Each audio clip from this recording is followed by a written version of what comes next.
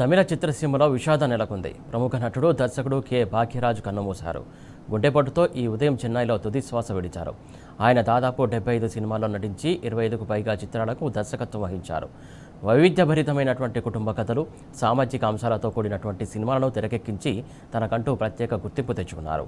దిగ్గజ దర్శకుడు, నటుడు భాగ్యరాజు మృతి పట్ల కోలీవుడ్, టాలీవుడ్ ప్రముఖులు తీవ్ర సంతాపం వ్యక్తం చేశారు.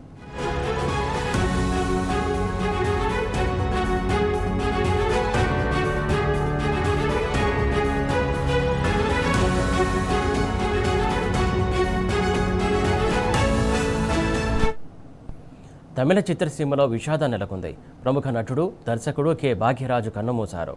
గుండెపోటుతో ఈ ఉదయం చెన్నైలో తుది శ్వాస విడిచారు. ఆయన దాదాపు 75 సినిమాల్లో నటించి 25కు పైగా చిత్రాలకు దర్శకత్వం వహించారు.